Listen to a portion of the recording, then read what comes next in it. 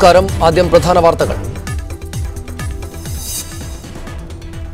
വിദ്യാഭ്യാസ വകുപ്പിന്റെ ശുപാർശ മറികടന്ന് 104 സ്കൂളുകൾക്ക് +2 അനുവദിച്ചെന്ന് MES. ഇതിൽ 23 എറണാകുളം ജില്ലയിൽ. വടക്കൻ കേരളത്തിന്റെ ആവശ്യം മുസ്ലിം ലീഗിന്റെ തലയിൽ കെട്ടിവെച്ച് സമ്മർദ്ദത്തിലാക്കിയെന്ന് ഫസൽ ഗഫൂർ. +2 സ്കൂളുകൾ അനുവദിച്ചത് ലീഗല്ലെന്നും മന്ത്രിസഭാ ഉപസമിതിയാണെന്നും KPA മജീദ്. ലീഗ് അഴിമതി കാണിച്ചത് ചൂണ്ടിക്കാണിച്ചാൽ 24 മണിക്കൂറിനകം നടപടിയെന്നും മജീദ് മീഡിയ വണ്ണിനോട്. പെൻഷൻ പദ്ധതിക്കായി സെസ് ചുമത്താൻ KSRTCക്ക് അനുമതി. പ്രതിമാസം 12 കോടി രൂപ സമാഹരിക്കും. പുനരുദ്ധാരണ പാക്കേജ് നാളെ സമർപ്പിക്കും. KSRTCയെ കമ്പനിയാക്കണമെന്ന് ഹൈക്കോടതിയുടെ നിർദ്ദേശം. ചവറ KMML വീണ്ടും വാതക ചോർച്ച. സമീപത്തെ സ്കൂൾ കുട്ടികളെ ആശുപത്രിയിൽ പ്രവേശിപ്പിച്ചു. യുവജന സംഘടനകൾ KMML ഉപരോധിച്ചു.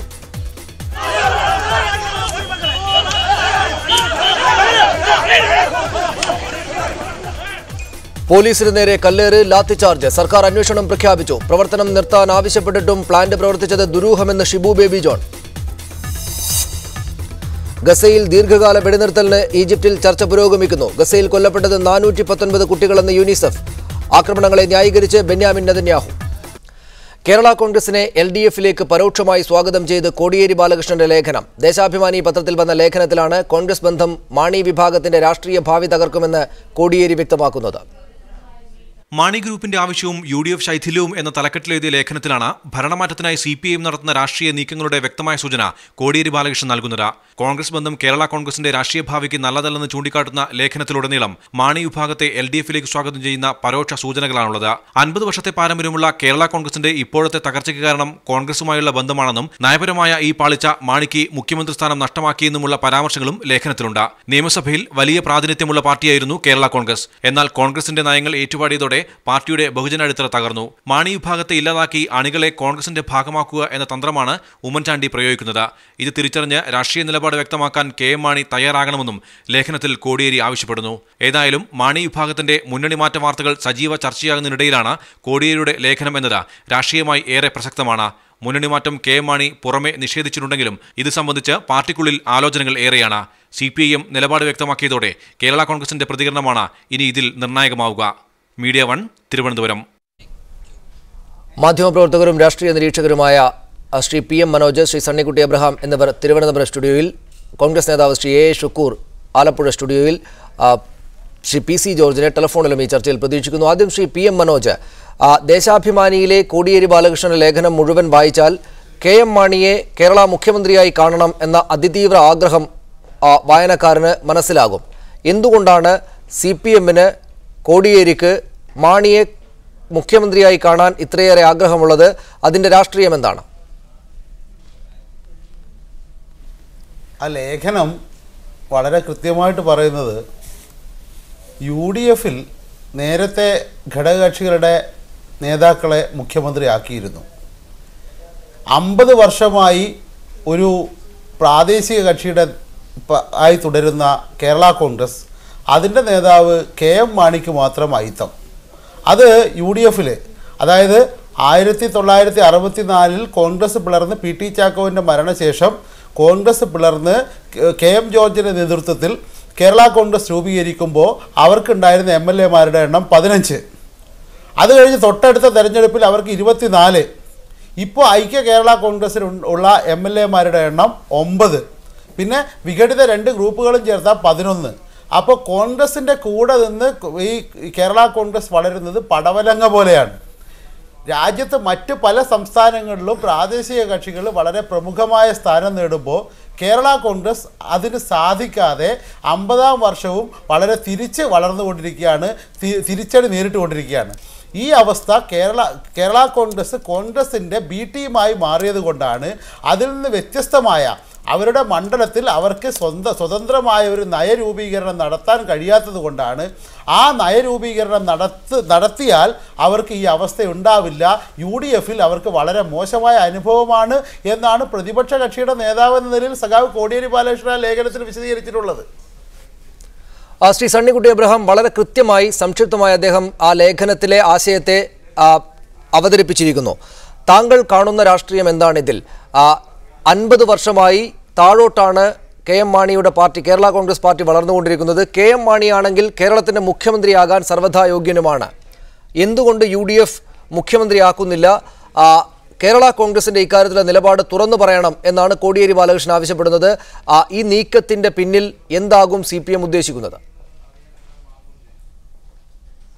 KM മാണിയെയും കേരള കോൺഗ്രസിനെയും അവർക്ക് പിന്നിൽ നിന്ന് പിന്തുണ നൽകുന്ന കേരളത്തിലെ ക്രൈസ്തവ സഭകളെയും കിട്ടാവുന്ന അവസരങ്ങളിലെല്ലാം വിമർശിക്കുകയും കേരള കോൺഗ്രസ് പാർട്ടിയെ രാഷ്ട്രീയമായി തകർക്കുന്നതിന് മാണിയുടെ നേതൃത്വത്തിലുള്ള കേരള കോൺഗ്രസ് പാർട്ടിയെ രാഷ്ട്രീയമായി തകർക്കുന്നതിന് എല്ലാ ശ്രമങ്ങളും നടത്തുകയും ചെയ്തിട്ടുള്ള CPMന് ഇപ്പോൾ KM മാണിയിലും KM മാണി നേതൃത്വം നൽകുന്ന കേരള കോൺഗ്രസിലും ഉണ്ടായിട്ടുള്ള ഒരു സന്തോഷം, അല്ല ഒരു സ്നേഹം, അവരുള്ള ഒരു പ്രതിപത്തി, അവർ 50 വർഷമായിട്ടും മാണി സാറിന് മുഖ്യമന്ത്രിയാകാൻ പറ്റാതെ പോലുള്ളൊരു സങ്കടം, ഇതൊക്കെ കാണുമ്പോൾ വാസ്തവത്തിൽ വളരെ വളരെ രസകരമായ ഒരു പുതിയ രാഷ്ട്രീയ ചിത്രമാണ് നമ്മുടെ മുമ്പിൽ നിൽക്കുന്നത്. എന്തിനാണ് CPMന് എത്രയോ കാലമായിട്ട് 80 മുതൽ 82 വരെ 2 വർഷം കൂടെ നിന്നു എന്നതല്ലാതെ രാഷ്ട്രീയമായിട്ട് CPMന് യാതൊരു ബന്ധവുമില്ലാത്ത ഈ മാണി കേരള കോൺഗ്രസിൻ്റെ കാര്യത്തിൽ CPMനും കോടിയേരി ബാലകൃഷ്ണനും എൻ്റെ പ്രിയ സുഹൃത്ത് മനോജിനും ഇത്ര സ്നേഹം, അല്ല ഇത്ര താല്പര്യം, ഇത്ര കൺസേൺ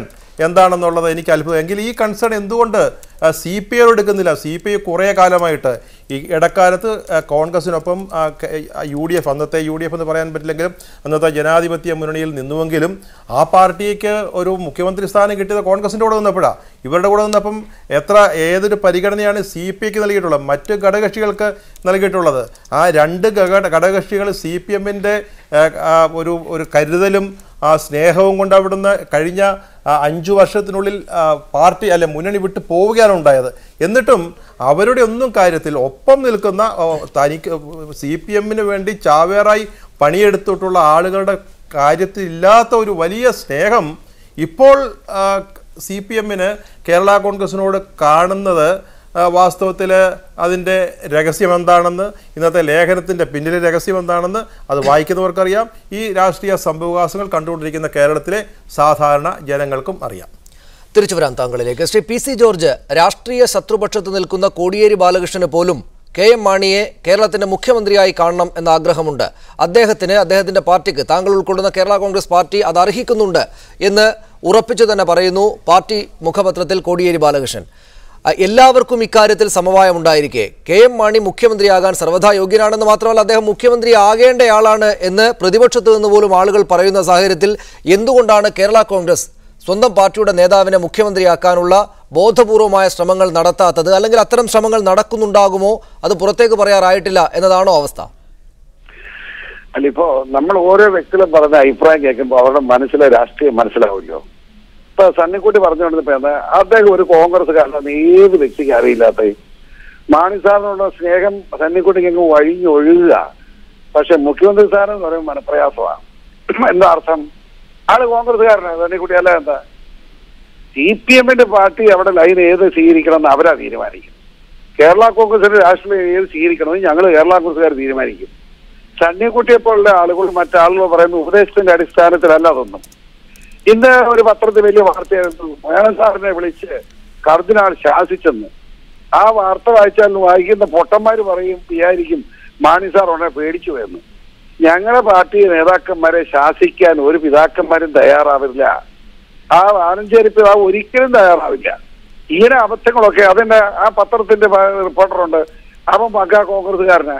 ഉടനെ അവൻ KM മാണി സാറെങ്ങാനും മുഖ്യമന്ത്രി ആയെങ്കിലോ എന്ന മനപ്രയാസത്തിൽ ഉടനെ ആലഞ്ചേരി പിതാവിന് കുറ്റം പറയുക. വല്ല കാര്യമുണ്ടോ? സണ്ണിക്കുട്ടി ഇത് പറയുക. ഞാൻ വളരെ വ്യക്തമായിട്ട് കാഴ്ചപ്പാട് പറയാം. മാണി സാറിന് മുഖ്യമന്ത്രി ആകാമെന്ന് ആഗ്രഹമുണ്ടെങ്കിൽ മുഖ്യമന്ത്രി ആകാം. അത് കേരള കോൺഗ്രസിനകത്ത് സ്പ്ലിറ്റിന്റെ പ്രശ്നമില്ല. ഞങ്ങൾ ഈ നിമിഷം വരെ, വസ്തുതാപരമായി ഈ നിമിഷം വരെ ആ പ്രശ്നം ഞങ്ങൾ ചർച്ച ചെയ്തിട്ടില്ല. ചർച്ച ചെയ്യാത്ത എന്തുകൊണ്ടാണെന്ന് ചോദിച്ചാൽ, ഞങ്ങൾ 32 കൊല്ലമായി, ഞങ്ങളെന്ന് പറയാൻ ക്ഷമിക്കണം, ഞാനല്ല, മാണി സാറിന്റെ നേതൃത്വത്തിലുള്ള പാർട്ടി 32 കൊല്ലമായി ഐക്യജനാധിപത്യമുള്ള ഘടകകക്ഷിയാണ്. പ്രബല ഘടകകക്ഷിയാണ്, ചുമ്മാ കക്ഷിയല്ല. പ്രബല ഘടകകക്ഷി എന്നതെങ്കിൽ എപ്പോഴും കോൺഗ്രസിനെ മുഖ്യമന്ത്രി പദത്തിൽ കൊണ്ടുവരാൻ അഹോരാത്രം പണിയെടുത്തിരുന്ന മാണി സാറിനെ സംബന്ധിച്ചിടത്തോളം അദ്ദേഹം UDFനോടൊപ്പം നിന്ന് പോകാൻ ഇഷ്ടപ്പെടുന്ന മനുഷ്യനാണ്.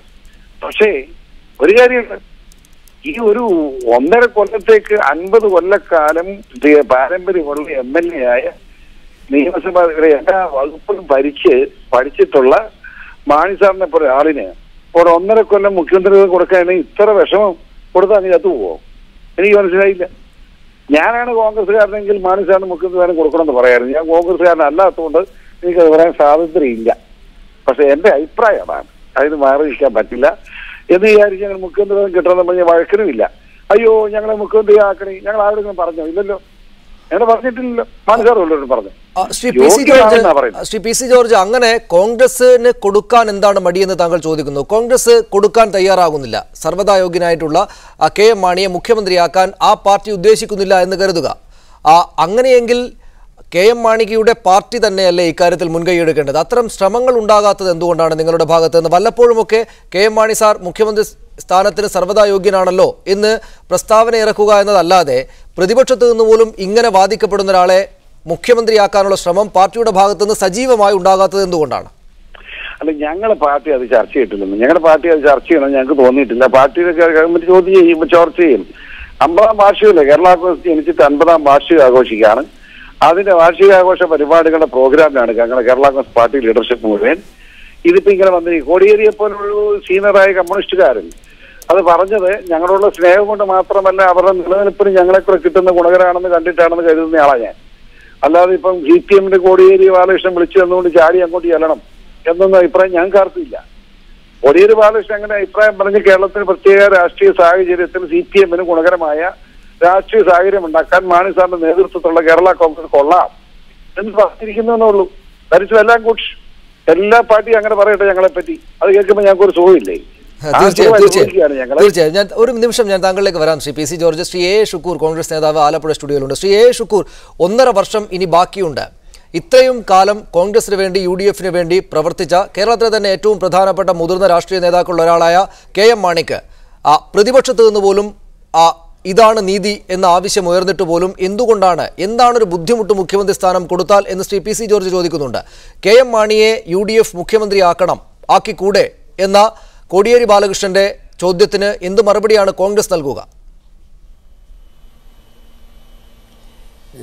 ശ്രീമാൻ കോടിയേരി ബാലകൃഷ്ണന്റെ ചോദ്യത്തിനുള്ള മറുപടി ബഹുമാന്യനായ PC ജോർജ് തന്നെ നൽകിയിട്ടുണ്ട്. കോടിയേരി ബാലകൃഷ്ണൻ എന്തുകൊണ്ടാണ് ഇപ്പോൾ ഇത്തരം ചോദ്യം ഉന്നയിച്ചതെന്ന് കൊടുത്തുകൂടെ എന്ന് ചോദ്യം ഉന്നയിക്കുന്നത് മറുപടി കൃത്യമായും PC ജോർജിൻ്റെ വാക്കുകളിലുണ്ട്. ബഹുമാന്യനായ മാണി സാറിനെ UDF-ൽ അദ്ദേഹം മുഖ്യമന്ത്രിയാകാൻ യോഗ്യനാണ്. അദ്ദേഹം ഏറ്റവും സീനിയറായ മുതിർന്ന നിയമസഭാ അംഗമാണ്. അദ്ദേഹത്തിൻ്റെ ധനകാര്യ വകുപ്പ് മന്ത്രി എന്ന നിലയിൽ അദ്ദേഹത്തിൻ്റെ പ്രവർത്തനത്തിൻ്റെ അംഗീകാരം മികച്ചതാണ്, നിസ്സാരമല്ല. അദ്ദേഹം ഏറ്റവും പ്രഗത്ഭനായ രാഷ്ട്രീയ നേതാവാണ്. അദ്ദേഹത്തിന് UDF-നകത്ത് അത്തരത്തിലുള്ള അഭിപ്രായം എന്നാൽ അപ്പോൾ ആലോചിക്കും. UDF ഇത്തരം കാര്യങ്ങൾ ചർച്ച ചെയ്യുകയും അതിലൊക്കെ തീരുമാനമെടുക്കുകയും ചെയ്യുന്ന പ്രസ്ഥാനമാണ്. കാലാകാലങ്ങളിൽ അത് തെളിയിച്ചിട്ടുണ്ട്. ഇടതുപക്ഷ ജനാധിപത്യ മുന്നണിയിൽ അങ്ങനെ ഒന്നും ഉണ്ടായിട്ടില്ലല്ലോ. ഞങ്ങളുടെ മുൻ അനുഭവങ്ങൾ അതല്ലല്ലോ. ഏതായാലും ഇപ്പോൾ UDF നേതൃത്വം വരാൻ പോകുന്ന കാര്യങ്ങളെക്കുറിച്ചുള്ള ചർച്ചകൾ നടക്കുമ്പോൾ എന്താണ് ചർച്ച ചെയ്ത് തീരുമാനിക്കുന്നത് നടക്കും. ഇപ്പോൾ എന്തായാലും കേരളത്തിൻ്റെ മുഖ്യമന്ത്രി ശ്രീ ഉമ്മൻചാണ്ടിയാണ്.